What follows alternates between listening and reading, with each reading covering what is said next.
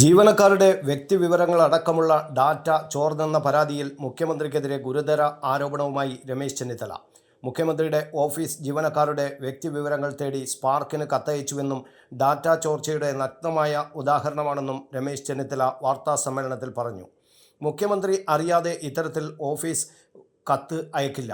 ഇതു സംബന്ധിച്ച കത്തും രമേശ് ചെന്നിത്തല പുറത്തുവിട്ടു. ഞെട്ടിക്കുന്ന വിവരമാണ് ഇത് സംബന്ധിച്ച് പുറത്തുവരുന്നത്.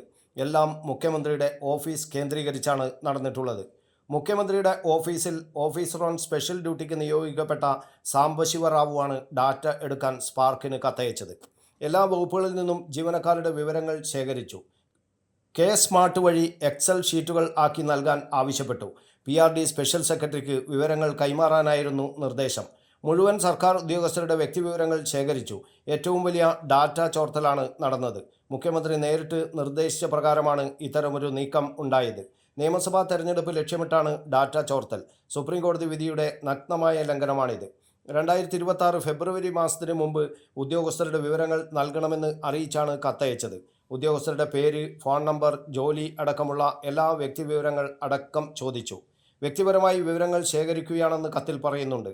വിവരങ്ങൾ PRD ഡയറക്ടർക്ക് ഈ മാസം 12-ന് മുമ്പ് കൈമാറണമെന്നും കത്തിൽ ആവശ്യപ്പെടുന്നുണ്ട്. കഴിഞ്ഞ ഡിസംബറിലാണ് ഇത്തരത്തിൽ കത്തയച്ചത്. മുഖ്യമന്ത്രി അറിയാതെ മുഖ്യമന്ത്രിയുടെ OSD ഇങ്ങനെ ഒരു കത്തയക്കുമോ എന്നും രമേശ് ചെന്നിത്തല ചോദിച്ചു.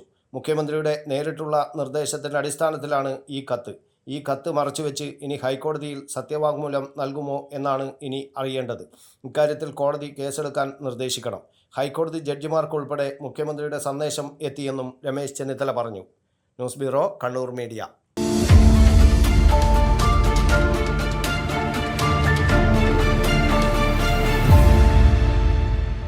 വിവാഹ പർച്ചേസുകൾക്ക് കുറഞ്ഞ പണിക്കൂലിയിൽ സ്വർണം മുൻകൂട്ടി ബുക്ക് ചെയ്യാൻ അഡ്വാൻസ് ബുക്കിംഗ് സ്കീം. പണിക്കൂലിയിൽ 50% വരെ ഡിസ്കൗണ്ട് നേടാൻ മൈ ഗോൾഡ് സേവിംഗ് സ്കീം. പണിക്കൂലി ഒന്നുമില്ലാതെ സ്വർണ്ണാഭരണം സ്വന്തമാക്കാൻ ഗോൾഡൻ ബഡ് സ്കീം.